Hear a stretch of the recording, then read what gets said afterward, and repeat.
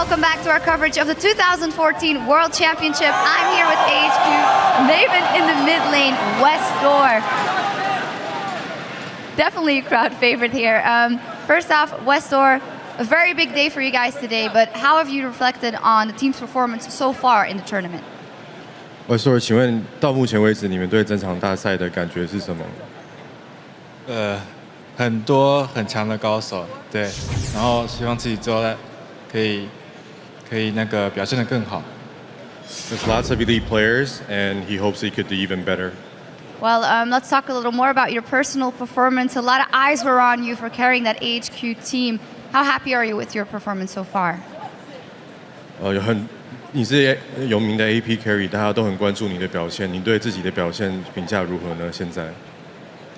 我觉得我表现得不好，尤其是在对上 EDG 的第一场的时候。I don't think I performed that well, especially against EDG. All right. Well, as you mentioned, the game coming up versus EDG will be so important for you guys. What is the hardest thing in that EDG team to play against? What are they good at? 说，那你觉得 EDG 最难缠的地方是什么呢？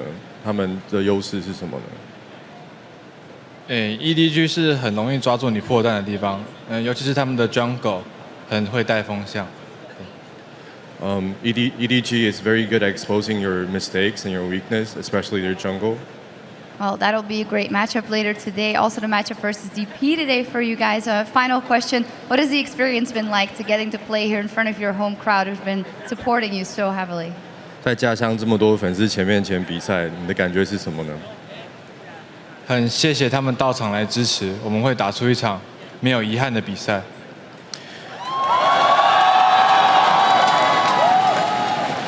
We thank them for their support and coming to support us, and we'll try to leave no regrets on the game.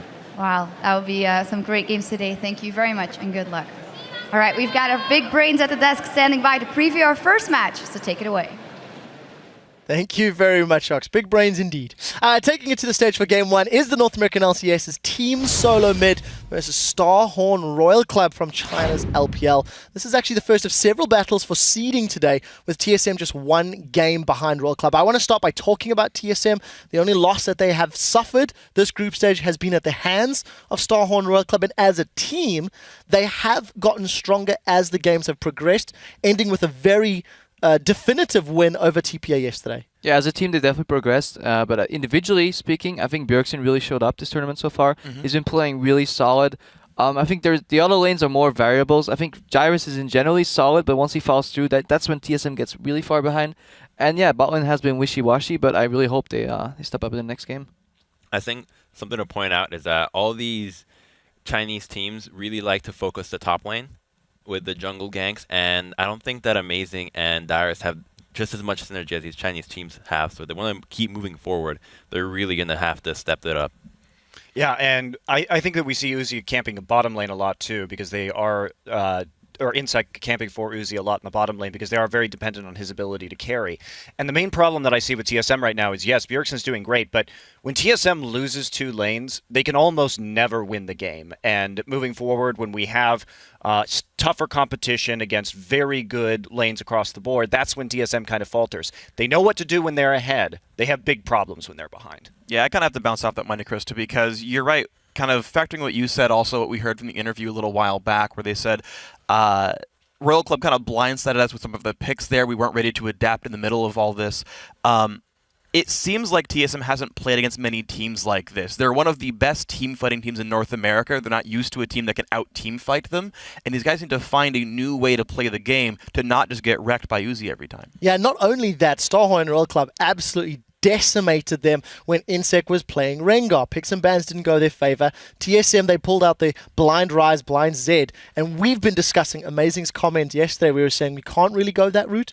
Let's quickly just talk about Starhorn Royal Club on the other side. We've highlighted how they, do rely on Uzi, how Insect has been hit or miss, but I think as a team, Starhorn Royal Club have stepped up from their regional qualifiers to the group stage games that we've seen them playing thus far. I think one of the things that I like about Starhorn so far is that they do focus their bot lane a lot. They want to make sure that Uzi ends up carrying, but they don't do it in a way that it's, constantly camp bottom lane. I like how they put some attention top, and then they're so good with the TPs from top lane that they basically make it a 4v2 bot lane and just put all their strength into bot lane once their top lane gets going. Final thoughts before we get to predictions, Crepo. Yeah, I agree with Crumbs. Just a small gank early game to get that bot lane rolling, just have that perma push going, because Uzi plays very far up in his lane all the time. He's always pushing, and the way he does that is either he gets in from level 1, or jungler comes in and helps him push, and then you can get all the attention to top lane, and in return, your top laner will thank you for the jungle presence by TPing down, so it's a good system. Well, let's take a look who you guys think is actually going to be victorious in this matchup.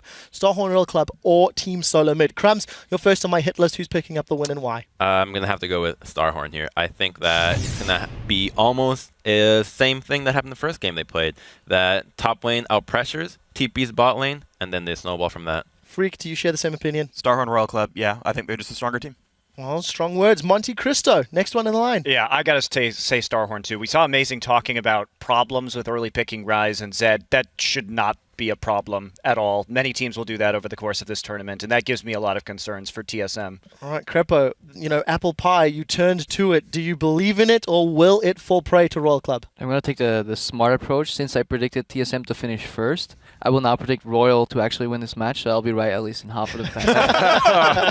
So a clean sweep for Royal Club. Over on lolesports.com, you guys at home have been voting, and 64% of you are siding with Team Solo Mid, so going against the analyst desk. So we'll see who's going to pick up the win as we send it over to the guys at the caster desk for the game. There is one name in the jungling business, and that every player knows and respects. It's Insect. And for TSM's jungler, Amazing, he looks forward for the chance to go against the pillar of the game once more. Insect is obviously one of the biggest innovators in terms of jungling. I looked up to him because his mechanics are just like top-notch, probably the best in the game.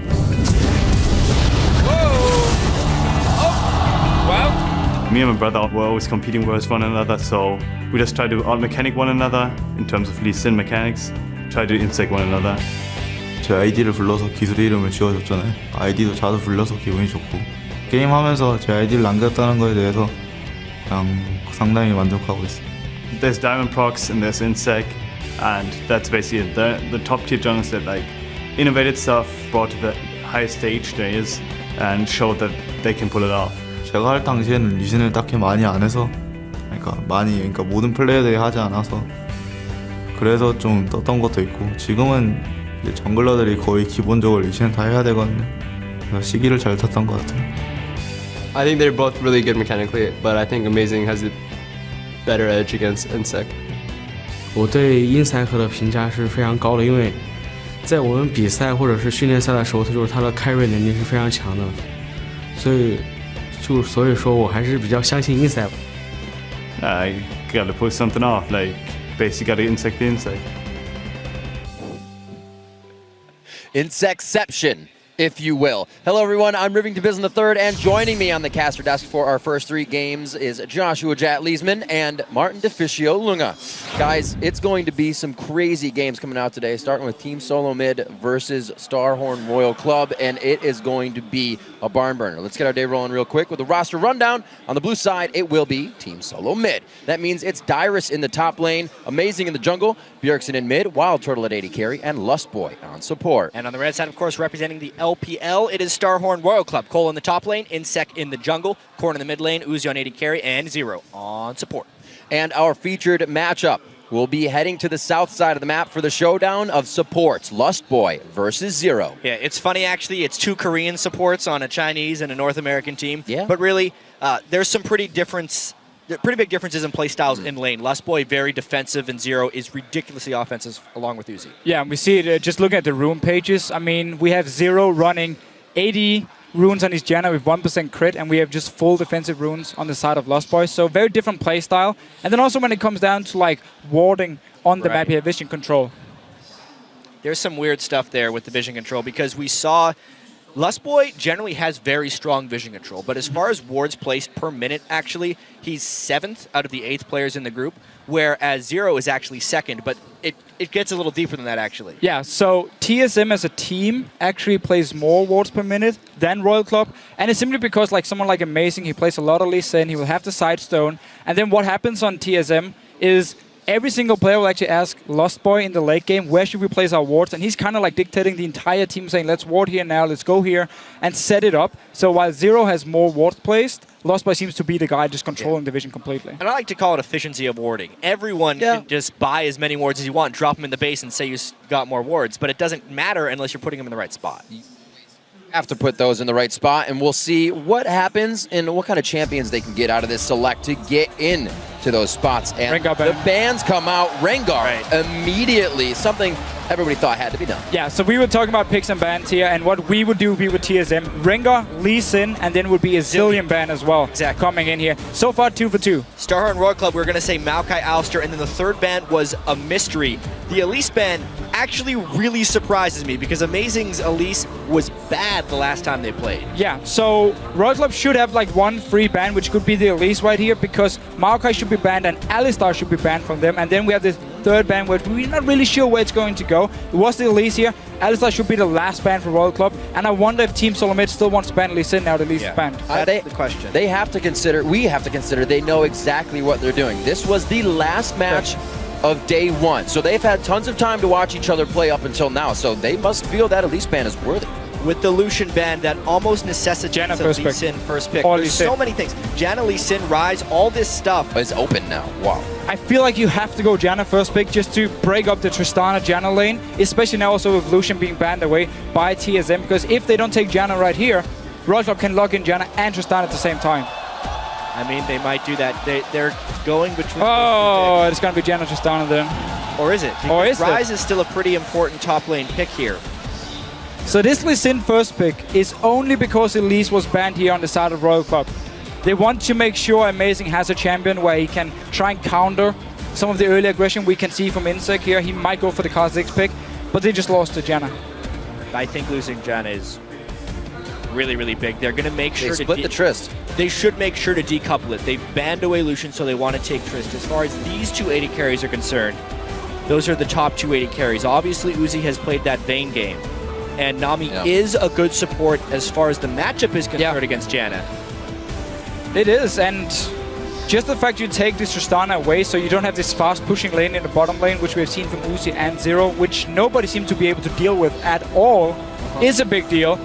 We have seen this before though in the LPL, where we have Caitlyn instead of the Tristana, and it's the same deal. You fast push a lane from level 1, you take down the tower, then you swap to top lane, you take down another tower, and then the entire team in the end can just focus on this mid tower here. So we're gonna see the same deal from Royal Club, just because of this Janna pick as well. Yeah, one of the big reasons Zero runs AD runes on Janna as well is so they can fast push if we get a lane swap.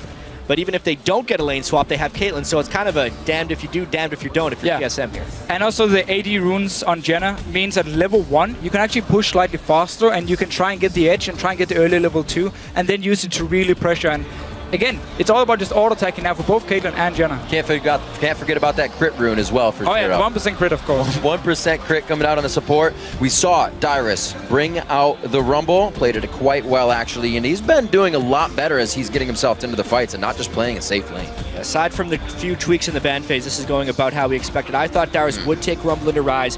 We also have a big question mark next to Yasuo and whether or not this will be the last pick, because it does kind of fit into this comp. Well, the only problem for Royal Club is the only real knockup is actually Janna. Right here for the Yasuo, so it would be pretty risky. And Fizz being locked in. Again, this is the second most banned champion against Korn in the LPL. 20 bans in the LPL. 43% of them are targeted right at him, and the first time these guys played, TSM made sure to ban that. So now they have to face it. It was a bloody first game. 30 minutes long with 30 kills, but it was 25-5. So on the side of Royal Club here, we have actually a very teamfight focused comp, which of course we know they love the teamfight here. Fizz scales so well into late game and is one of the best late game team fighting assassins because first of all you build the hourglass, you can dodge around a lot of damage with your E as well, so you can actually go into the backline of the enemy and get out safely as well, which is a big deal where other assassins go in, trade one for one of the AD carry and just simply die here. So a lot of late game team fight here from Royal Club, but they have to get to the late game because the mid game is not looking very strong. obviously they have the Rumble for the mid game. TSM also has the kind of insurance policy of Trist. Both these teams have pretty good late game elements. I would give the edge to Starhorn Royal Club, but this is a very nice pick ban phase. Now here's a question, since we've seen only a few times, do we get the lane swap? Does Turtle try to get away from Uzi? Because we know Insect loves to hover that lane and loves to get Uzi going. So just looking at the matchup, I mean, Nami is pretty good against Jenna in the laning phase, and you have the Tristana pick as well, so you could go for this 2v2, but it is Uzi and Zero together, and Caitlyn, of course, is quite a lane bully. All right, well, the champs are loading into the game, so head over to Twitter and lock in who you think will win this match. Send hashtag TSMWin or SHR win to @LOL Esports. And we have to mention this game has a huge impact on the group here. Yeah, TSM gonna cannot discuss that. win the group if they don't win this game against Starhorn. Obviously, there's still 2 games left in the group for both of these teams, but a loss here would make TSM 0-2 against Starhorn. This becoming big because obviously we know TSM having trouble against Korean teams, and they would be forced in second to face off against Samsung White. That's something they really that group is we also think, not that's fully right. decided. Absolutely correct. Cannot lock anything in just yet. We are onto the Rift, though. It's going to be Team Solo Mid now on the blue side versus Starhorn Royal Club on the red. I'm just looking at Zero here from the start. He's once again running the 80 room page on his Janna with the 1% crit. And I expect just him and Uzi from the start in this laning phase to push instantly. You want to get down, you want to get a lot of damage on the tower here, deny a lot of farm, because remember Tristana on the tower tends to lose a lot of CS due to explosive shot. So if Royal Club can get the push early on here, it would require Amazing to come down, and therefore he should actually start on his own blue buff if he wants to take blue buff, red buff, and then gank bottom lane early on to try and stop this early push. Jungle pathing will be very important for these guys. You can see the lanes have sort of scouted themselves out here at 1 minute, but that doesn't block a swap. They would still have time to recall and go back. I'm actually a little surprised here that Uzi and Zero are just sitting in the ward. They're basically telling TSM, we don't care if you see where we are, because our lane will win whether it's 1v2 or 2v2. Exactly. If it's a 2v1, they're just going to fast push the tower anyway. Every single time Royal Club lane swap, they never freeze the lane. They always just push, push, push. Get a tower, move on. They don't want to sit and wait for 10-15 minutes and play passive. They want action. They want to get some early gold and then force you into some team fights here. And I'm really also looking forward to this mid lane. Bjergsen decided to go with, actually, defensive summoner on his Orianna, which I for some reason just forgot the name of, a barrier, of course, against Korn here. So he should actually be able to poke him in the early game. Right. But Korn will always have some kill pressure. Kind of gets in your head. Sometimes you want to see that kill coming in, and then the barrier pops up in front of you. However, Korn can still stay safe if he tries to get in deep. And we are off and running for our second matchup between TSM and Starhorn Royal Club. Looks like we're going to have same side starts, so the junglers are also going to end up on the bottom at the same time here. Yeah, the fact that we have standard lanes makes this bottom lane really interesting right off the bat. Whether or not Wild Turtle can withstand the long-range harassment from Zero and Uzi. Already taking a bit of poke. Not a great start in the bottom lane for TSM here. I mean, Royal Club, they get the early push, they get a lot of damage in the first trade. Amazing did start his blue buff, as we talked about just before, so he will be down at the bottom side of the map once he gets his double buff, and we could see him go for an early gank, especially because it is only the trinket wards from Royal Club, so if they place one of them in the lane bush, it should open up for Amazing. Well, we got CS tracker here on Wild Turtle. Currently he's at 0 for the CS. He's missed about half that first wave. We'll see how much he can pick up with the turret. He's not going to get that one. This is tough. He could have shot so many of those minions as well. The thing is, he was afraid of the harassment from Uzi. Uzi is zoning him so well with Caitlyn. He's already taken a fair bit of harass. Did not want to give any kill pressure to Royal Club. But yeah, you can see first wave, Uzi almost double. This is going to be quite tough for them. Not something you want to give Uzi right away. He's already putting the traps down to make sure the aggression sticks and they cannot come back at them. Insect already towards the bottom side. We'll see if he continues to hover there. It looks like Amazing's already going to head towards that top side again. Uzi is actually sacrificing certain CS just for better zoning. It's not all about just maximizing his CS. It's about crushing Wild Turtle, which is what he's trying to do early. Yeah, and we have seen this from him before. He will contest every single CS. Whenever Wild Turtle wants to step forward and hit a minion, he's going to get shot in the head from Uzi. This is brutal. And Amazing we actually went up to the top side, so there's no help early on. There's a defensive ward as well from World Up to try and spot him if you went for the bottom lane. You're actually doing quite well here in the mid lane, not even leveling dissonance yet at his third level. 2 in ball, 1 in shield, and keeps it strong against the pressure of Korn, trying to go hard on Fizz right now.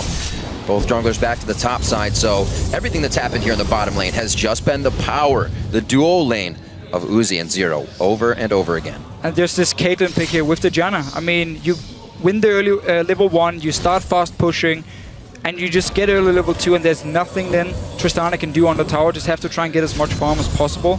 In this mid lane here, Korn is actually doing a very good job farming. He does have the flask, but he used every single potion now. Yeah, I think we can see this bottom lane dominating for quite a while for Starhorn. It's about the other lanes for TSM. They've lost bottom. Right. They have to win mid and top. At the moment, Bjergsen's not doing that spectacularly early game against Fizz. Fizz will have kill pressure theoretically around level 6. He knows he can't go in right now. He's going to wait for that wave to push. Bjergsen will back, probably come out with a chalice. He'll be all right on mana after that. But that lane, back and forth. See what Korn comes back with if he decides to back after this. And a lot less pressure than I thought we'd see coming out of Insec here in the early game. Dyrus with the ward down to make sure he gets none of that as well. So we have to remember now Insec didn't get his Rengar or his Lee Sin, where we normally see all the pressure. On Kha'Zix here, when he played against TPA actually in game 1 of this group, he was just sitting and farming and playing pretty passive early on. It was more focused on getting strong for team fights. So it opens up for the solo lanes of TSM to play a bit more aggressive, and it also should open up for Amazing to try and set up some ganks. Mid lane wise, Korn got to back here, but it was actually very good timing by Bjergsen. Woo! Let's see what happens down here. Let's see what happens. Turtle jumps in. All in. Was not ready for Amazing to actually get and put down a ward there. Amazing should have just come in for the gank, but they're going to have to just back off on this. I will say that Wild Turtle and Lustboy are doing a decent job fighting back against Uzi here, keeping the CS at least somewhat close. But I also have to bring up how dominant TSM has been outside of their game against Starhorn. They've actually only allowed 2 Dragons, 1 Baron, and 12 turret kills to opponents in this entire group stage. Both Dragons, the Baron, and 8 of the 12 turrets were against Royal Club. So it's like that one really one-sided game they lost to Royal Club. Everything else, TSM's looked fantastic. And it really just fits in with the fact that TSM, as long as they do well early game and get a lead, they can control the game and can just snowball it out of control. But once they do fall behind, which they did against Royal Club, suddenly they don't really have any answers. Well, that's Royal Club's key point, right? Win lane, win game. It's going to be quite hard after that when you can't get out of the situation. Amazing waltz in right through a ward as he dances his way down the river. Doesn't look like he's going to get much out of this. And Starhorn Royal Club putting up nice wards in the early game here to thwart off any of these ganks. So in the mid lane right now, we actually see the CS go in favor of Bjergsen because he managed to build up a very big wave once Korn had no health potions left and no charges on his flask, which meant he couldn't actually go in and take the farm because he would take too much damage. So he was forced to sit and wait at his tower. Then a massive wave came in. Bjergsen recalled, returned to lane by the time Korn had actually killed the wave, and then he had to base. So he fell behind in CS simply because Bjergsen was able to outlast all his sustain and get the CS lead now. Dyrus warding much more than usual here in the early game. He knows he can be a big factor towards these objective fights, even if he's down on CS a little bit, which at this point he is. That equalizer can do just that, and he's going to try to be formidable for the team as it comes up. I want to point out, again, the bottom lane, because it's going to be a big focus anytime it's a Starhorn game since it's Uzi in the bottom lane. The CS is close, that's mainly because Amazing has been down there twice. Even though the ganks have appeared to be ineffective, they have given a small window of opportunity so Wild Turtle can at least keep his itemization respectable. Yeah, but it also bought time for Kola up in the top lane to actually farm as much as he wanted. He didn't have to think about Amazing being there because they saw him bottom lane twice, so he's just been able to push in the wave and just harass Dyrus a little bit with his range advantage. So far, great wards around the map. TSM making sure nothing comes across that river, not even an insect.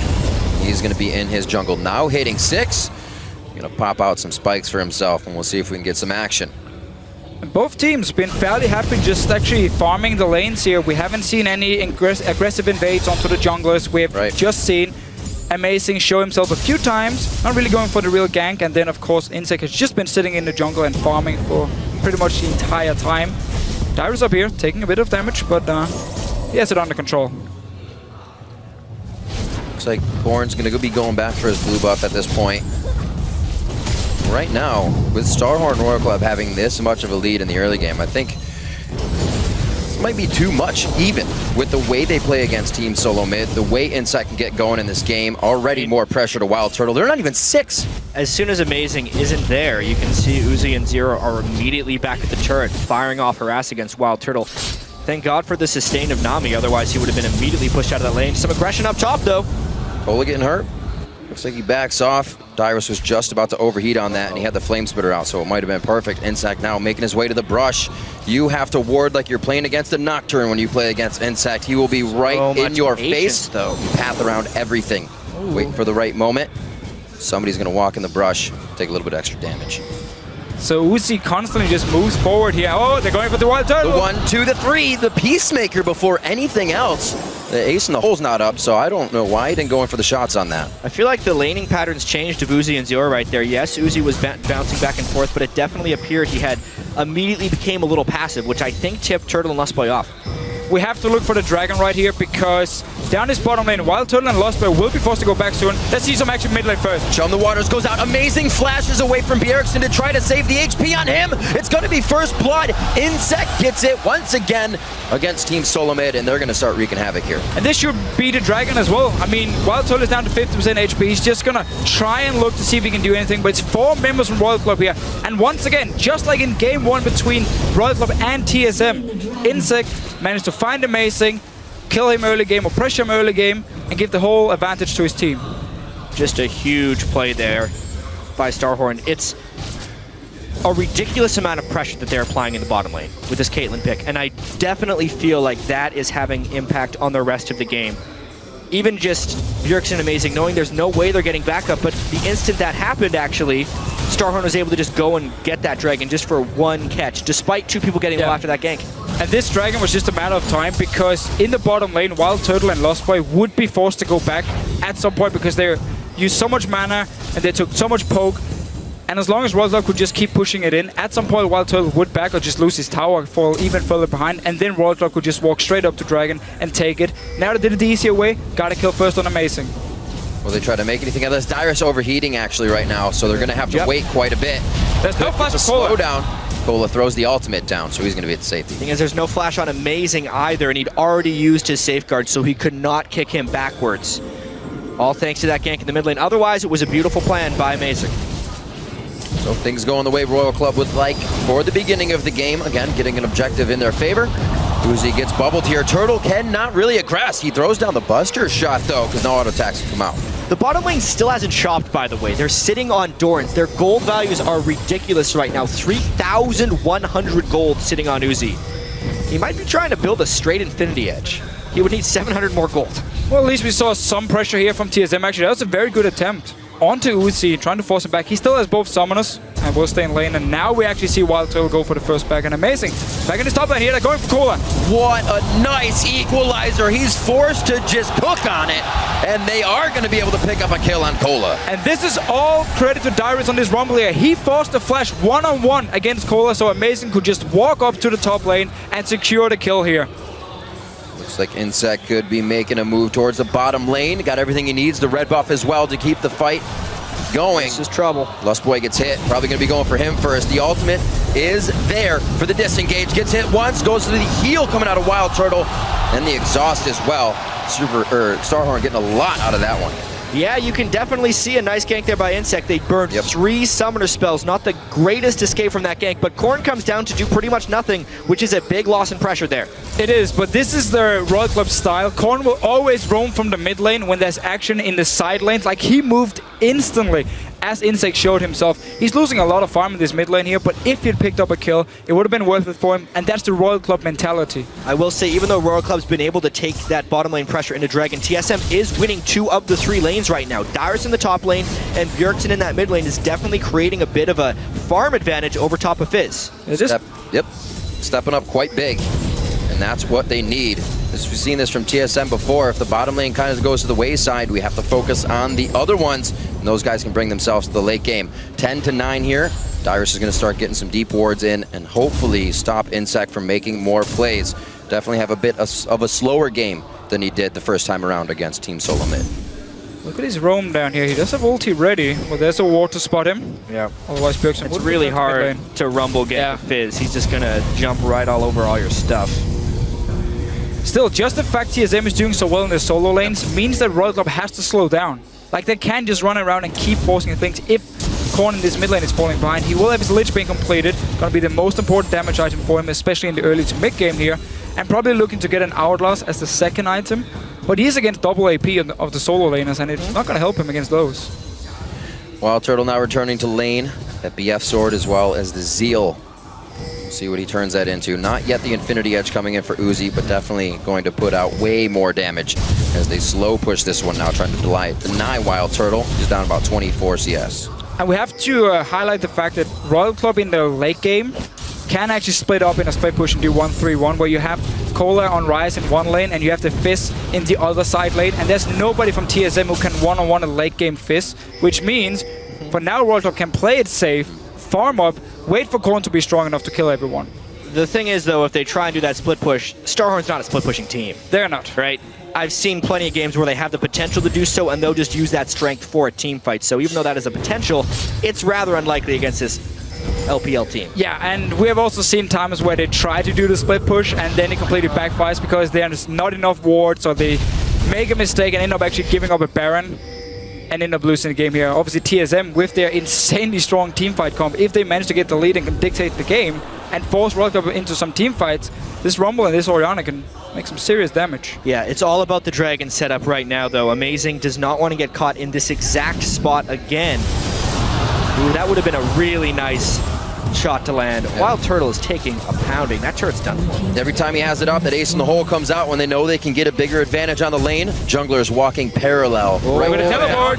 That's going to be the wave coming in. Dyrus on the backside. Will he be able to get some good damage in here? Flamespitter comes out. Nice ultimate. Beautiful bubble from Lust Boy. They're going to be able to start locking down kills. The flash goes, and it's blown from Uzi, and he's down at the beginning of the fight. Dyrus gets himself out as he is overheating, and Amazing starts to turn things up as well. Zero could be hit. This is Korn now closing in. Bjergsen pulls the ball to himself. Will the shockwave come in? Just out of range. He's got one on the Korn. Chum the Waters comes back, but it's a bit of disengage on both of the ultimates. Lust Boy trying to get in range for one more bubble, but he can't do it, and the fight is disengaged. The double bubble is what ended up winning them the fight, but it's still rather close. Dragon is up. They're actually prioritizing turret pressure over going for Dragon because everyone's sticking around. Starhorn might still want to fight. There's two members coming from base here from Royal Club. They just want to wave clear. TSM, if they go for Dragon here, everyone from Royal Club will be there in time. This is a suicidal Dragon attempt, it feels like, for TSM. Amazing is not even near. The ultimates are mostly down here for TSM. They have to be careful, actually, not to forfeit this Dragon. Dyrus pushing the mid wave already. He may be able to draw a little bit of pressure, kind of cool things down for Team Solo Mid. They don't have to force anything here, but looks like Royal Club is going to force them into this. That was really good harass by Bjergsen there onto zero, knowing the Janna ultimate is still down. Royal Club has to pull back. Yeah, but TSM is split up at the moment. Amazing and Wild Turtle down to this bottom side here, while the rest of TSM came from the mid lane. They do manage to force Royal Club back, and they can actually push mid here. This should be a free tower. World Club took way too much poke there when they were trying to go for that Dragon. They mainly needed to be there to stop the Dragon, not to actually get near it. That was a big misplay. TSM takes a nice map advantage. Not only did it take some poke, they actually went to the bottom lane pretty much every single member. They didn't even think about the mid lane. TSM pushing further. Chum the Waters just about to be up. We know how much Royal Club loves to fight, and they're all converging back on that mid lane. Even Uzi is getting himself up towards this Dragon now. Wild Turtle's going to try to clear a little bit in the bottom, so they'll know where he is, and they'll know that the fight is going to be split if they want to start it. That Infinity Edge being completed onto Uzi is massive, especially considering that bottom turret is down. He knows Wild Turtle doesn't have lifesteal, so just that small amount of poke will create a pretty big edge coming into this Dragon fight. And there's over 1,000 gold. Four members of TSM, they're going anyway. Amazing gets the steal. Rumble out goes out. Look how it's separating the fight right now. They take down Insect. Chum the Waters on Dyrus, the best person. He can throw the shield along with Bjergsen on. He will go down though. Zero with a beautiful monsoon to keep the fight going, and TSM is trying to recuperate here, but it's just too much damage coming in from Royal Club. Now Turtle joins the fight. Does he have enough with the sustain? Uzi's still putting up shots. He's fighting within the breast to get more headshots. He's trying to do what he can. Wild Turtle's gonna come out on top, throws down the explosive shot, and comes up with a triple kill. Lust Boy is so good in these team fights. Turtle is the beneficiary of so much greatness from the rest of TSM in those fights. What a ridiculously close fight. Cannot wait to see the replay. Let's just have a look here. It's starting to drag it. Going in for the steal. He actually gets it, and then rest of TSM still want to fight. Notice Wild Turtle on your minimap. He's not there. It's 4 members from TSM fighting. Insec was completely out of sync of the rest of Royal Club, though. If he would have gone in with Korn, it would have been much better. It was a nice monsoon from Zero, but again, completely out of sync. Remember the way Royal Club communicates. They ping and they type go or say go, and then you just have to follow. If you're not ready, Insec will still jump in alone, and he will end up dying, and the rest of the team is just going to be like, whoa, we didn't actually expect this. How fast is TSM going to continue to push this, though? Do they keep the pedal to the metal? Do they get the wards down, play it safe, and try to just keep Royal Club at bay? Imagine this. After that nightmarish laning phase. Oh, shockwave on Cola. Cola, then the bubble comes in. Lustboy hitting everything he needs to right now. And Amazing picks up a kill for himself. Dyrus is coming out with an Abyssal Scepter after all this. You can see the map control from the mid lane and top lane being one actually having an impact now. And even the bottom lane, because of that triple kill from Turtle, puts him even in gold with Uzi. Strong play coming from Team Solo Mid, but you cannot count out Royal Club at all, knowing how to perform in the late game. Like I said, this last matchup was 25-5 in kills in favor of Royal Club in just 30 minutes. So we'll see if they can put those numbers up again. Right now they're trying to recuperate, grab up what they can before they get back into the fight. And that last team fight, 4 members from TSM had more than 1,000 gold. They hadn't gone back to base to shop. They didn't have a time to do it. They went for the fight anyway and managed to win it. Only 4 members at first because Insec just jumped in all alone. There was nobody who could follow him. Ends up dying, turns it into a 4v4, and suddenly while Turtle joins, TSM can clean up the fight. Lustboy looking amazing, of course. Looking amazing? He is actually looking amazing. Yeah, it's looking like Lustboy to me, but he's still playing great. The big thing about this game is we always talk about how TSM knows how to play with the lead. That's what they've been able to do throughout this group stage. They were losing the early game, so it's not the early game lead. They have managed to accumulate it in the mid game. The question is now, how do they finish against a team that is better than the other teams in the group? It's going to be tough. We see that Royal Club already putting more items in their inventory that says we want to keep going. Zero, loving those captains, already gets them out on the mobility boots so the team can keep going. How are they going to utilize it, though? Well, I really like what Royal Club is doing right now on the map. Basically just defensive wards in your jungle so you can sit back and buy time to farm, because if you get caught out of position again now, it will mean towers for TSM. They're already pushing this bottom lane. Dyrus with teleport in the top lane, and now Royal Club needs to react very, very fast. Come down here, clear the way before TSM gets a lot of damage on the tower. Whoa, oh boy. More often than not, Dyrus has been getting himself into some 1v1 situations, but he's coming out on the top side. We know what happens when Dyrus starts solo killing people in the top lane. TSM generally wins the game. His build is so ideal for taking down Cola right now. Cola doesn't have time to build magic resist. Yeah, exactly. That Glacial Shroud is a really poor buy at this stage of the game. Yeah, it's not going to help him at all against Dyrus here, and as soon as you get the 1 kill, suddenly it's going to be a tower as well, at least some damage onto it. All the pressure in the top lane, rest of TSM pushing this mid lane. Uzi is still sitting in the bottom lane. I have to say, TPA against Royal Club. Once Royal Club fell behind, they were very slow at moving between the lanes and actually trying to defend them, and they're doing the same here. Uzi was still sitting in the bottom lane. TSM got a lot of damage on the mid tower. And the big question was, could the bottom lane stand true with Uzi and Zero? 3-0-1, 2-0-5. Turtle and Lustboy make it out. Uzi's bottom lane and Royal Club's bottom lane did great. They did. It was so much pressure created to the team, but the Dragon fight and the rest of TSM coming together as a team, and the team fight ability from that bottom lane of TSM was great. Good disengage there, but that means that TSM can keep pushing forward. There's a minute on the Dragon here. And it looks like they're just going to keep getting what pressure they can before they have to back off. And again, this is such a bad situation for Cola because you want to have the Frozen Heart against the Tristana, but at the same time you need magic resist to even stand toe-to-toe with Dyrus. Bjergsen in a team fight as well. I mean, he needs to get both armor and magic resist, and he needs to get it instantly. But where is he going to get the gold from? I hate the Glacial Shroud so much in this context. Yep. It's because they're against a double AP team, and because of the Caitlyn pick, they are intentionally kneecapping the bottom lane of the other team. He doesn't need the armor until super late game. Even so, TSM's pedal the metal here. He's basically building for the team fight, but he stayed in a 1-on-1 anyway, so there was no synergy between the item and the way he was actually placing himself. Really wants to fight, burning ult charges left and right. Dyrus can get himself in the front here. Got that magic resistance coming from the Abyssal Scepter, taking a little bit from Cola, and they also draw out the Ignite there from Zero, so they're losing, and the Monsoon has already gone down. Little things going in favor of Team Solo mid, but see what Royal Club can grab here. Looks like they're on the move. This Ignite here for Zero is not really going to help him in the fight. Not having an exhaust against Tristana will be very painful for Royal in the late game. They're basically going to bank on the fact they can assassinate Wild Turtle with Korn and maybe someone like Cola flashing in. Getting some damage on this tower. The rest of TSM is coming. They should be able to defend it. I mean, with Dragon up right now, I really wonder how these rotations are going to go. Royal Club is trying to burst it down.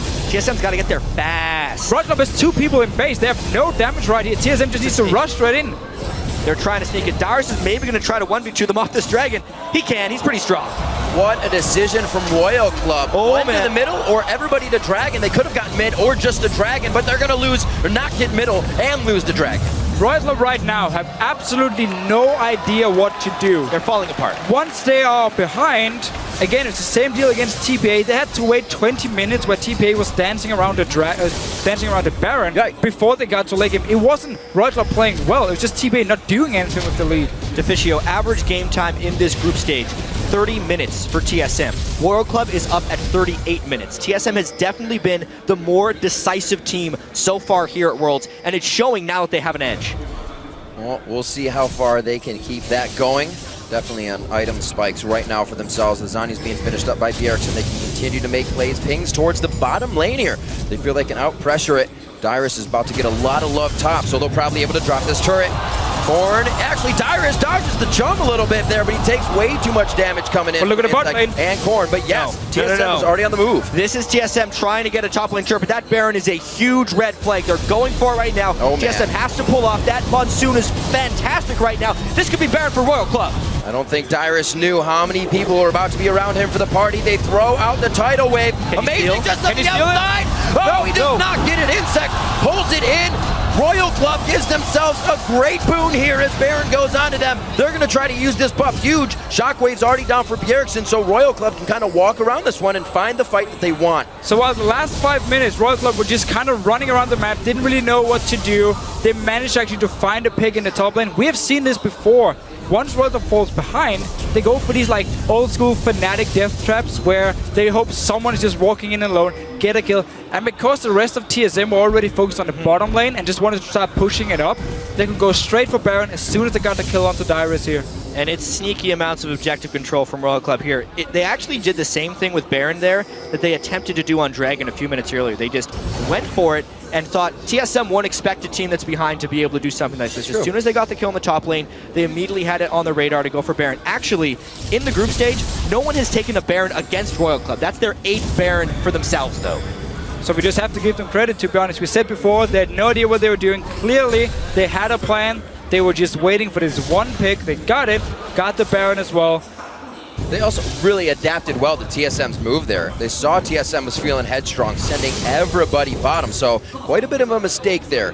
25 minutes in to allow just the Baron to go off with your top laner kind of be the only one guarding it. And I just love the different way to play the being behind here, and we have to get back in the game style from Royal Club. This is not what we normally see in the LCS, where people try and go so far up in the lane and look for this one pick and just rush a Baron instantly after. I mean, we have seen games where people just sit back and try and farm and get to a late game point before this happens. Even though it's not directly related, I feel that's one of the reasons we don't see much split pushing in the LPL, is because as soon as they get one pick, they're more willing and more practiced in just mobbing an objective and going for it. They were willing to have a smite fight there. That was actually kind of a 50-50 Baron. And they had all 5 members running to the top lane even before they got to pick onto Dyrus. Everyone was on the top side. So if they had failed to actually kill him and he had managed to back away, they lose 2 turrets. They would have lose 2 turrets, maybe even inhibitors. So they went all in for it. It paid off. TSM weren't ready for it.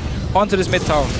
Great play and payoff coming in from Royal Club, and now we're going to see this Janna Caitlyn shielded up, going at turrets with the rest of the team. They're going to start falling. TSM's going to have to start warding up their side of the jungle. Everything that they had in Royal Club's jungle is now only Royal Club's wards, because they're on the defensive side now.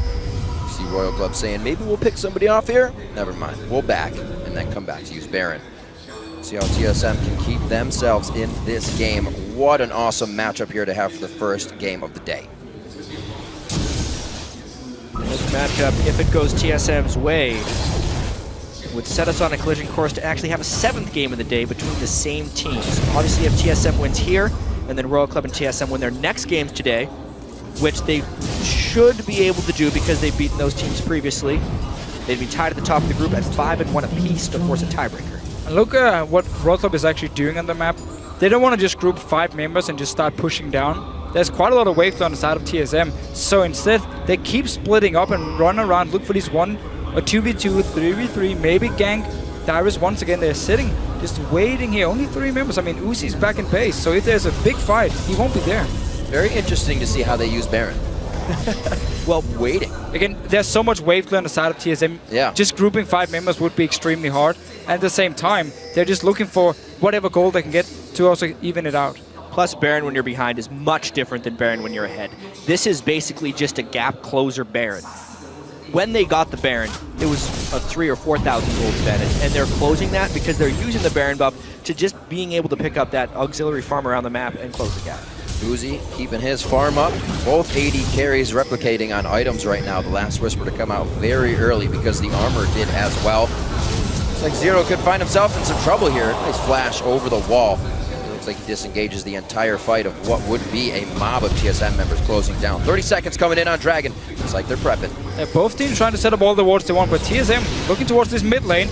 Down this bottom lane, Korn is just starting to recall now. TSM can push in maybe for the tower. Ooh, Wild Turtle, very big. Zero. They sectioned them off. Caught out here. At this point, if Royal Club wants to come in there walking through an equalizer, it was a really nice rotation by TSM. Royal Club, though, wants to fight. Kola gets hit up. Will Dyrus throw it down? They want to pinch him in a little bit more, choke him right into the jungle. They are still holding the ultimates. Locker to the Iron Solari has been used, so they're almost running out of options here. Good placement by the ball to try and deter and zone out the fight. Korn, oh, he misses Jump the Waters right in the face of Team Solo Mid, but Royal Club is going to try to engage. The double kill coming in from Dyrus on Rumble. It's 2 more coming in. This could be an ace, but no, it's going to be Insect too far from the fight, and TSM's looking for Royal Club's base. And you do not want to fight in the jungle against Orianna and Rumble at the same time here. TSM, they baited in Royal Club and just destroyed them. Ooh. What a fight there by TSM. I mean, Royal Club has that reckless level of aggression on certain times, and that fight was just a disaster as far as those things are concerned. Every advantage they gained with the Baron sneak was evaporated in that last fight. And the whole thing actually started with Korn being down his bottom lane. Once again, just doing the split push. See this again. The start of it was actually pretty good for Royal Club because the Rise got enough AoE damage down on the TSM that they had them on the run. But then it's really just kind of a bad initiation right here. The fact that Korn missed his fish and Zero going for Lost Point. And Zero's ultimate did not heal his team. That's the biggest thing about the Janna ultimate in the jungle like this. Dyrus had a flank position. Fight. Tried really to be the big playmaker on Janna here. Uzi was on the other side of the red buff, so there was no peel for him at all. And as soon as he got too close, the shockwave pulled him in. He was just gonna die because Zero was on the other side, had already used Monsoon here. So an all-in team fight in the jungle from Royal Club against the Rumble pick and against the Orianna pick here, really paying off for TSM. We're finally seeing Royal Club say, magic resistance, por favor. Negatron close coming out for a few members there. Insect and Kola to try and stop this. Dyrus damage, huge on Rumble. People were wondering what would be a fallback for Dyrus. We haven't seen him on too many things lately. Brings out the Rumble here at Worlds, and he has played it fantastically. 20 seconds on to Baron. Royal Club can really get under the skin of TSM with that. We'll see how they play this next one. We might see them try and do the same they did before. Set up a trap once again, try and get a kill, rush the Baron once again. Because TSM in these 5 versus 5 have been oh so strong, and it's been pretty much impossible for Royal Club to actually fight them. Even Korn at the moment is falling pretty far behind in items. I mean, a lot of it does have to do with just execution of these team fights. Korn hasn't found his way in very well. Right. They can't seem to get through the counter engage of Lust Boy's Nami. And honestly, Zero has been playing far too aggressively on Janna. Yeah. He needs to wait for the fight to start and then go for it, but he's trying to be the initiator. That's just not the way it works. So now we praised the Janna pick a lot in Champ Select. We talking about how important it was. The comp TSM has made actually doesn't care about Janna, but amazing. He got crit a couple times on top of the Rise Rune Prison, and that is just a huge delayer for this TSM push. They have to back now, and with Baron up, that could be even bigger trouble. Still 4 members from TSM. This time they are actually at the Baron here to defend it in case Royal wants to rush it. Now they're setting up for a little trap here. Let's see if Royal Club wants to face check. Pretty ballsy move. They have full vision with all those minions in the mid lane. They're taking what they can. They don't know exactly what vision they're sitting on either, but they feel comfortable with it. Obviously, this pink ward here, Turtle didn't know if he was seen at Wraiths or not, and they know that the scrying orb kind of brings them out here. This could be pretty bad. They're able to dissonance away.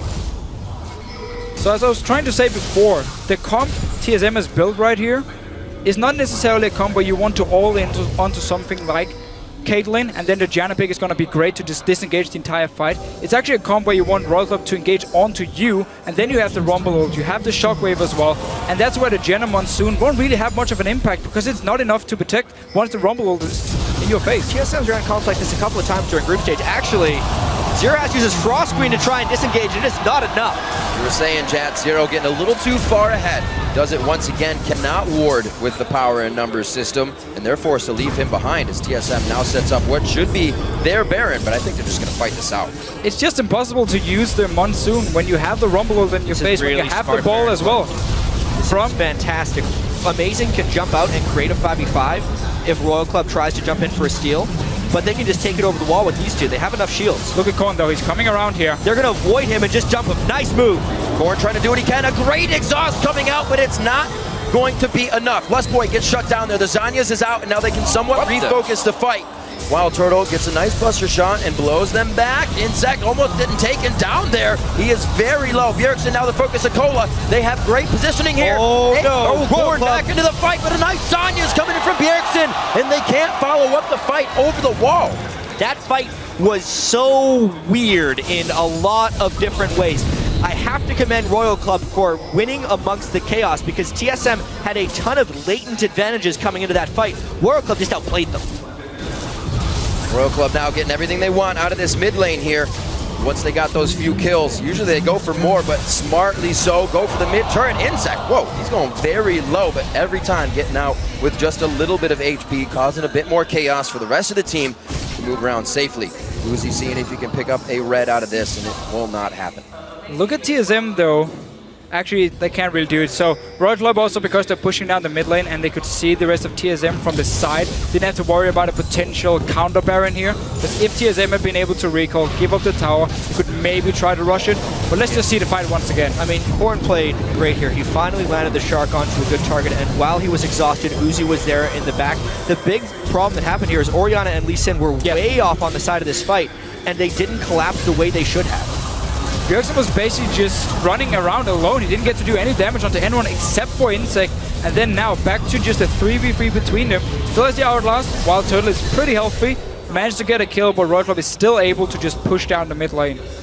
Royal Club so good at playing from behind. Versus TPA at 35 minutes in, it was 53,000 to 46. They ended the game 95 to 85,000. They know how to take it to the late game, and they know how to keep things going. That's not one of the ways to do it, though, but let's see if this can continue in the favor of Royal Club. We've already lost Cola on that side and Lustboy for Team Solo Mid. Everybody's trying to recoup after we see these Zanyas go up. Turtle jumps into the front of the fight, and a 3 to 4-man Howling Gale is going to disengage for that, but limping away is Royal Club. Pretty impressive disengage, but they are very, very low. They have to get back to base and heal. This may just be there and Hipper going down. It will be. I mean, they trade top laner for support here, so TSM still feeling very, very strong. Get inhibitor. Get back right now. Possibly focus on the Baron if they want to, but they need to get some very good wards up because Royal Club will still want to fight. Backing away is so scary. The person they killed does have a teleport up, and TSM is on the wrong side of the map. They've already lost one Baron to being on the wrong side of the map. Look at what Royal Club is doing. They're running straight for the Baron. Straight for the Baron. TSM is very low as it comes to this. If they fight this, they may even lose. They might actually have to give this one up. This is a ridiculously dangerous situation. Baron's done. They have 0 wards on that side of the map and the chance to place some on the way out, but they chose just to go down for Dragon, and they're going to watch another Baron go to the hands of Royal Club. Cola coming out on the home guard. The ward, not enough vision to get Turtle before his jump. That was honestly just a bit of greedy play from TSM running for the Dragon here, thinking they could take it, and there was no reaction from Royal Club. But you always have to keep in mind, with the teleport from Cola, if they ran straight down the mid lane and there'd been a ward, maybe Royal Club would be able to chase them and engage for potential fight. The instant TSM took the inhibitor, Baron was a threat. The counter Baron was always a threat. the fact that They should have gone TSM straight. ran towards Dragon Should have gone straight back is mid lane. so perplexing. I mean, they either go straight back to Baron to set up a trap coming in, or they try and find the quickest rush to recall, because otherwise, that's exactly what's going to happen. Said it before, it's not exactly strategical shot calling that is the strength of Team Solo Mid. They can get themselves in very adaptive situations, or the fight goes in their favor, as we know, but the strategies usually fall to the wayside. 6,000 gold still in the favor of Team Solo Mid, with these Barons being grabbed up because they continue to grab Dragons, continue to keep Wild Turtle farming. 320 to 353 though. And I'm just looking across even more CS, 362 to 244 in the mid lane. Yeah. Bjergsen has been a full item ahead of Korn, but with this game prolonging and stretching, Korn is going to become a bigger and bigger threat, and those two Barons could very well break the back of TSM.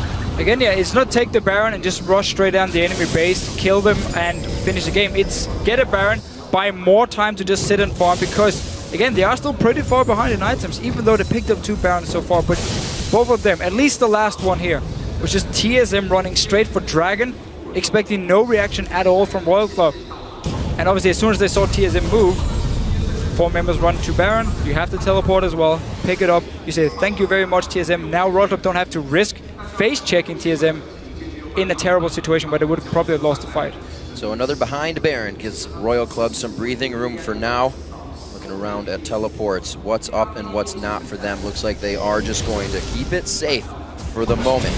Going against TSM with all of their ults up would definitely be a little crazy. 17 to 12, we're 40 minutes into this one with 2 Barons down, as I said. Royal Club doing what they can to stop TSM from getting in their base. They already have 1 inhib down in the middle, and somehow they're still grabbing these Barons. They've already sent Korn down to this bottom lane to just start setting up this split push. Now the rest of the team will actually join him in. Top lane should be pushing. I'm just going to check actually the minions here. If it's going to slow push in favor of TSM, it will actually slow push in favor of TSM. Our instinct is that Korn was down there to split push, but actually he was just the first one of the party, because they're doing everything as a team. That's the big thing for Royal Club right here. They've been caught out one too many times this game, it seems like. Still Insect sitting in this mid lane. They want to push it out. Top lane's going to push in favor of TSM, so they won't have that in their advantage, at least if you are from Royal Club. So it's going to be all about this mid lane and this bottom lane pushing in. Let's see if they can actually siege on the tower. There's still a lot of wave there for TSM, and you have to respect this Grumble ulti. Well, I mean, the big thing is Insect was in the mid lane because there's still a downed inhibitor. The super minions would have pushed straight up that mid lane, and they're just having a little bit of trouble time making a play actually happen. That's what happens when you're an inhibitor down with the Baron buff. You basically just pause the game for a little while because it's very difficult to orchestrate a play. Question is though, why, if they don't really want to go straight for this tower here, which it looks like they're doing right now, why wouldn't you just sit up in every single lane and push it? Because look at this minion wave. It's going to die so fast, which means if Royal Club actually wants to take it down, they have to pressure TSM off the tower. But TSM is just waiting for Royal Club to step a bit too close, shockwave from Bjergsen or bubble from Lost Boy, and suddenly you have a fight. I feel like Royal Club wants the fight more than anything else. Their inhibitors now respawn. Yes, there's a wave pushing against them. They're just hoping that something organically happens by being here, because if we learned one thing about Royal Club, they want to fight. But TSM is smart enough to just sit back at the tower, wait for the Baron buff to expire. Now the minion wave in the top lane we talked about earlier is going to push in, so they have to go back. They took the Baron buff, they got some farm, and I guess maybe they just wanted to avoid TSM running around the map here and maybe fool them if they actually split up once again and just wanted to stay together as a group, force TSM to stay 5 members at their tower and just get some farm. But could have been in every single lane and just try and push them up here. Let's see what Royal Club wants to do now. They're still 5,000 gold behind. Doing as much as they can to make TSM walk to the beat of their drum. But it's only TSM kind of listening to the music and saying, what else do you have? We're right here. Are you going to try the fight? Picking up back on their side. The red buff over to Uzi, the blue buff over to Korn, and we're going to get a bit of pushing on those lanes finally. That you want oh so much to Fisio. Uzi is doing his classic wait until the very last item to build lifesteal build. Right. It's something he does almost every time. It's very all-in focused because he's all about being able to win trades, and therefore he moves around the map. But when he does actually finish his lifesteal item, he's going to have a very potent Caitlyn build. As long as he gets a Bloodthirster, not a Scimitar with his BF sword. He's already got a Banshee build. He's probably not going double. Feels safe enough, or should at least feel safe enough, and their QSS wouldn't actually do him a lot. Maybe a bubble from Lost Boy would have been about it, so no reason for him to get a QSS. And onto this mid lane here, TSM lasted out the Baron buff. Want to fight again. It's all about fight again. Poke each other more. Cola loves to just run in and get a Rune Prince, and Dyrus would be the target if you're trying to catch someone, as Zhonya's has not been completed yet. Every single member has every single summoner. Ultis are ready here, and Royal Club, they know they are still behind, so don't want to fight. Maybe look to chase B if they can land some poke from Insec and then find someone who's falling behind. Seems for now, TSM to stay together. Slowly walking this one out, making sure they have vision on Team Solo Mid the whole time. Cola popping the blue elixir there. They want to get as much out of this fight as possible. Now they're kind of reset, and they saw TSM said, we're not going too far back. We got the minion wave now. We're going to force you to farm out this and control the mid waves. Good job by TSM. They get what they want on the middle inhibitor. They take it slow. Baron coming up in 40, Dragon in 20.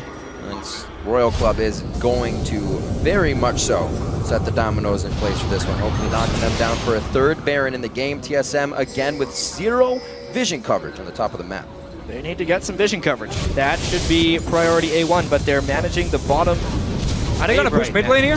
Do they just want to rush straight from mid lane? They have the minion wave as well. They're going to force Royal Club to go back. They still lose the turret for it, though. Yeah, they're not actually going to take anything. The rest of the team should be able to recall. At the very least, this puts them in position to create some warding. They have to go Baron now. They have to go to Baron, place some wards here, start setting up a trap, because they've just forced everyone from Royal Club to recall. And there was not a lot of wards placed by Royal Club, so it's going to be very easy for TSM to clear it and set up a trap. 1, 2, 3. See if they can get their own vision down though, trying to get a bit of an upper hand on Insec. TSM actually looking for this fight pretty hard. Dyrus is going to overheat, so that'll stall it out for a bit. What could have been quite a back and forth is disengaged right away. There's still 45 minutes on this one, and Royal Club has closed that gold lead that TSM has now to just 3,000. So I just realized Royal Club is against a double AP team, and they have no Locket on their team. They may realize for some reason. And that is a valid point. It's a little bit strange here, but Royal Club knows this is coming. This could be the explosive fight we've been waiting for, as long as Fizz can get a flank.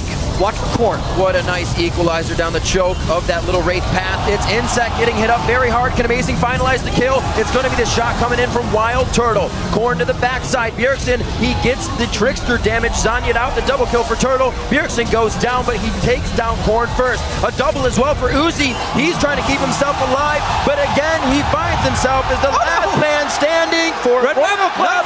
One more shot. Uzi's going to try to waltz out of this one. As long as Amazing distracts him, Wild Turtle could go win the game. They have super minions, and Amazing just needs to stop the recall. He's trying to make that call. You can see Turtle saying, I'm going for this. Keep eyes on him. Could get a ward over the wall. No, he's only got the sweeper, the sight stone. He could have used it to get there, but it might be a Nexus turret still. Will be a turret for sure. Maybe even 2 here. Wild Turtle has a lot of damage. He could end the game. He could absolutely end the game. Uzi's coming. He'd have to fight. He gets hit by the minions and he's done. He's gonna win the game. He's gonna win the game. Wild Turtle's gonna do it by himself. It's not gonna matter if the ace in the hole. It's a few more shots. This is he's still trying close. to focus in the turret. He got it. No, There he gets the Nexus, and Team Solo Mid is gonna take down Starhorn Royal Club. What a game we just had right here. The very, very last team fight. Once again, TSM have been looking so good in these fights, but Royal Club, they are so damn good at fighting as well. And in the end, Wild Turtle, the guy we've been talking about, underperforming from TSM, winning the game. Listen, Wild Turtle may underperform in lane, but when it comes to the larger game, he knows how to play. Especially on Twist. He is so good in team fights on those. But honestly, 46 minutes is about 16 minutes longer than this game needed to be. TSM has a lot to clean up if they want a reliable victory against Starhorn. Remember, this puts both these teams at 1 loss in the group stage, so they are on a collision course for a tiebreaker at the end of the day. Yep, both sitting at 4-1 right now. Beautiful work by Team Solo Mid. Starhorn Royal Club playing an awesome game as well of catch up the whole time, able to put Barons in their pocket whenever they want. It's something teams are really going to have to take control of if they want to stop Royal Club, and they're going to have to shut down something in the mid or top if you're facing TSM. Yeah, those 2 Barons for Royal Club was basically TSM being maybe a little bit over-aggressive, especially the second one where they run for the Dragon. That was just very greedy play. Didn't even think about the fact there was a Baron to be taken by Royal Club. So that was too easy for them to pick up. The first one, credit to them, it was a nice little setup. We've seen it before from Royal Club. Once they're behind, they like to make these small traps. TSM will know for the next game, because now they've seen it, they won't make the same mistake twice. Very nice pick and ban phase as well. TSM getting what they wanted out of that. We even saw it the first time around that they were a bit confused. It seemed like they came through this one, but they got what they wanted. Very nicely played as well. Lustboy again coming up huge throughout the entire game for Team Solo Mid. So Nami is a very good pick against Janna. Oftentimes because you can just bubble when you think she's going to Monsoon, and that's actually one of the big things that created an opening for Wild Turtle to get back in the game. The entire comp from TSM, as soon as they saw the Janna pick, they're like, okay, are we going to run any hard engage onto this Janna pick, which can just Monsoon us away and just ruin everything? No, we're going to take a comp here where we want Royal Club to engage onto us, and then we have the Shockwave, we have the Rumble ult, we have the Nami wave to simply destroy you when you try to run towards us. And the Janna pick can't do anything then, because then your Monsoon won't do anything, because you don't want to disengage, you actually want to engage. Right.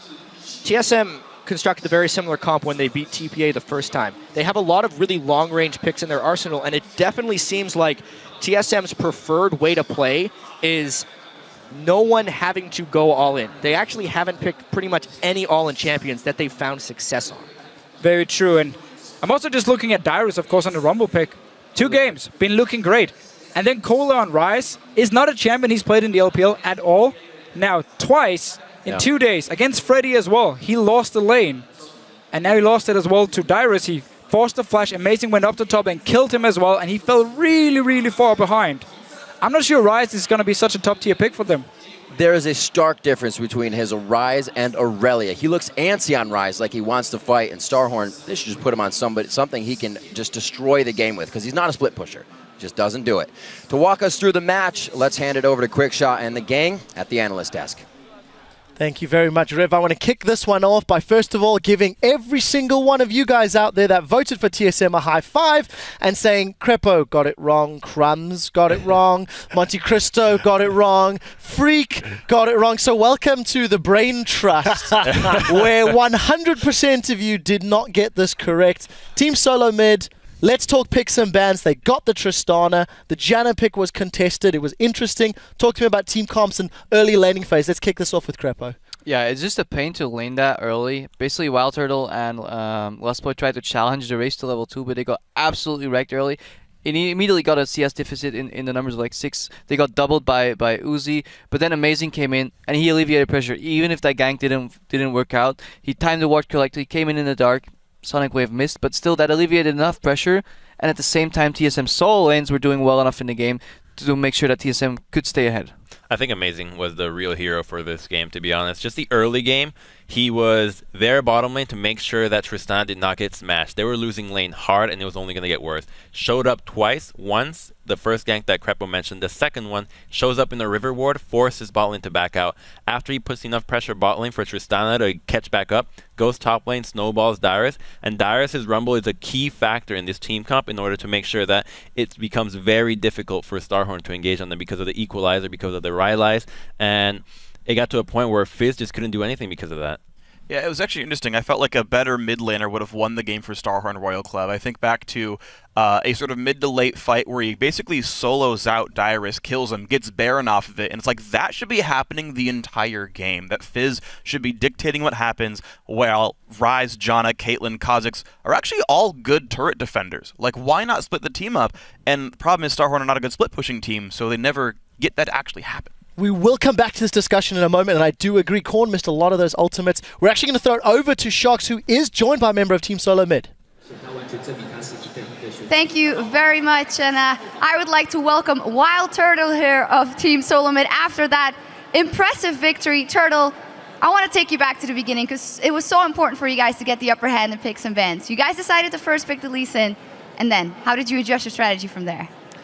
We basically picked Lee Sin to take it away from Insect because he's a really good Lee Sin player. And then I think picks and bans, we kind of planned very well for it, and we knew what they were going to pick. The only pick we didn't know was the Caitlyn one, which kind of caught us.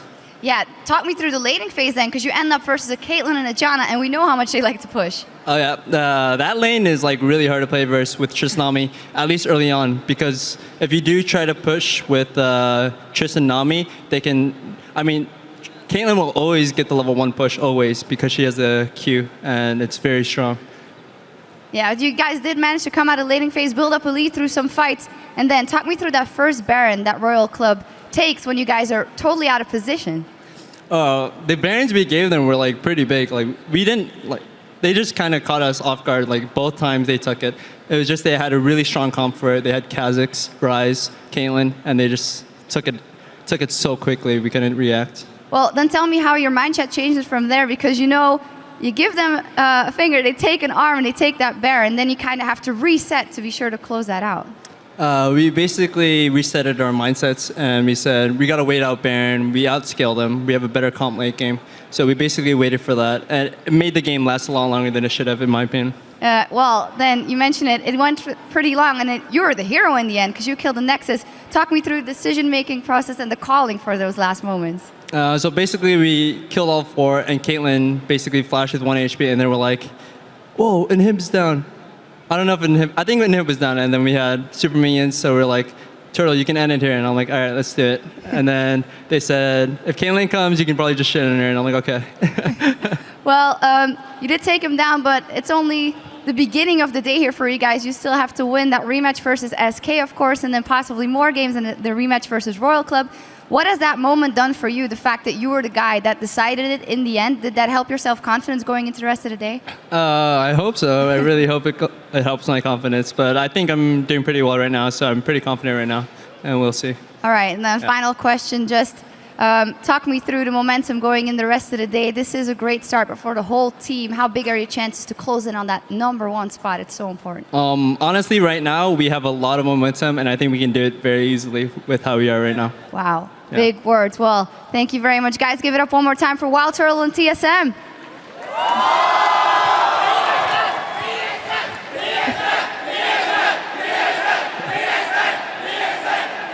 All right, well, thank you very much, Turtle, and good luck later in the day. And now let's kick it back over to our guys at the desk. Thank you very much, guys. Some die-hard TSM fans in the background. Everywhere you know what? you go, you find Deserving win. Just before I get Monty's opinion on the game, this does set us up potentially for a tiebreaker match at the end of the day. Both of these squads are 4-1 at the moment. So assuming they win their respective games later, that does set us up for a 7th game of the day. Right, Monty, back to the game. TSM, they took down Starhorn Royal Club. I want to say they strategically had a better grasp of the game. However, they didn't execute great because they lost Barons. I mean, you can't deny their map control.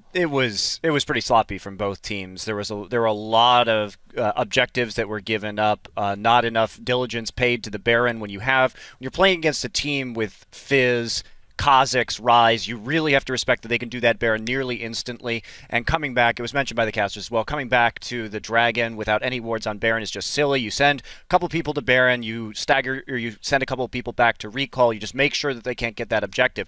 There were a lot of opportunities for Starhorn Royal Club to get back into the game. Now, the team fighting from TSM, especially the Rumble Ultimates, were fantastic. Going back to picks and bans, I'm a little concerned about Starhorn's picks and bans because it seems like they don't really have a good grasp on their research of TSM. We saw that Nidalee ban coming in Game 1. This game, the Elise ban was a little weird. I think Rumble's not going to be on the table for TSM next time. Crumb short before we move to the replays. I think that Insect does not look comfortable in Kha'Zix. They wanted to make sure to take the Elise in Kha'Zix matchup. It was pretty obvious with the picks and bans with the Elise ban, but Insect was lost in that champion. Going into the replay that we're going to have is just, I don't want to see that again. Well, you're going to have to, I'm afraid, because we're going to pull that replay up onto your screen.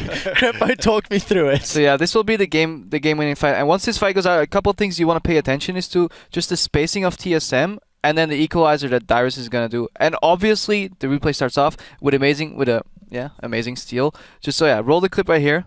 And we can see he goes in for Dragon, and immediately TSM reacts with the equalizer, and it completely splits up left and right. And this is fine if Royal backs off, but Insect goes full man mode, gets turned on, and this is really bad for Royal Club. Once he's in, they try and follow the fight up. They try to keep fighting. Zero gets the idea that he can actually go in and get a good Monsoon off to split up the team. Tidal Wave stops the Rise a little bit, but TSM is just fighting, and Turtle is just at the side. He's not being noticed. He could even go even more aggressive in my opinion. That kick from Amazing was really good as well. 2 members knocked up. And as long as you don't touch a Tristana in fights, you're going to end up losing because her cleanup is so good. We saw that in the later fights as well. The later the game goes, if she's untouched, once there's down to 2 members, it's going to end. Yeah, and I think this really underscores how new this Rumble pick is to a lot of teams here at the World Championship, because it seems like a lot of people forgot. You don't fight Rumble on dragons early in the game, especially when you're trying to outscale on Rise. Just give up the dragon. Doesn't matter. 1,000 gold about.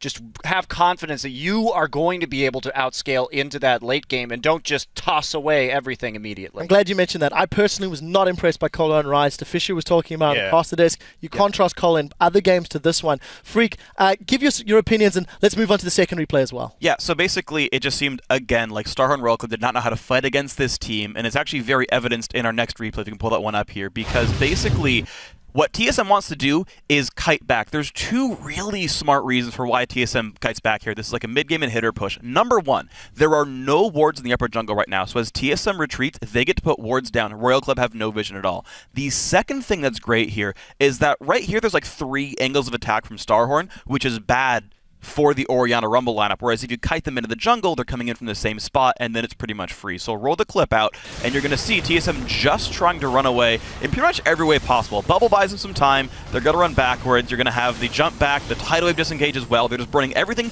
to get out except their damage abilities. They're burning their disengage tools, and then running and running and running and running away, and it's finally once they get the team to funnel into this choke, once they overdive, then comes the turnaround. The Shark just barely misses. Zio, for some reason, never fully channels his Janna ultimate. I don't know why, but he clicks it once and then doesn't heal his team for 500 health.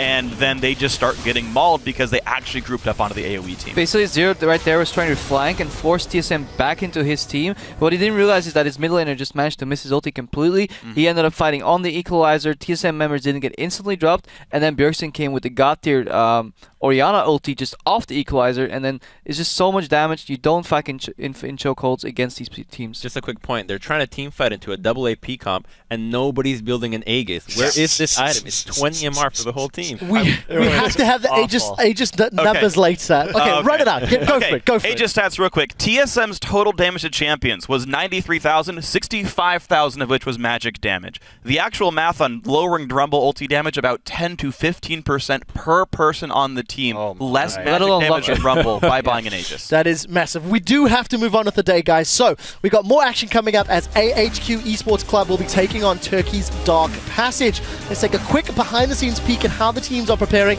It's, of course, AHQ once again in their ready rooms, getting themselves ready for one more game on stage. In Dark Passage, we'll see what they can do as we come back in the 2014 World Championship. Flamespitter comes out. Nice ultimate. Beautiful bubble from Lustboy. And there's over 1,000 gold left. 4 people from TSM. They're going anyway. Amazing gets the steal. Rumble out goes out. Look how it's separating the fight right now. Fizz. I'm here. Fizz is low. Keep running. Don't walk into his trap. You got it. Yes! Nice. Good job. Oh, this is Trump the Waters right in the face of Team Solo mid, but Royal Club is going to try to engage. The double kill coming in from Dyrus on Rumble. Corn to the backside. Bjergsen, he gets the Trickster damage. Zanya'd out. The double kill for Turtle. Bjergsen goes down, but he takes down Corn first. A double as well for Uzi. He's trying to keep himself alive.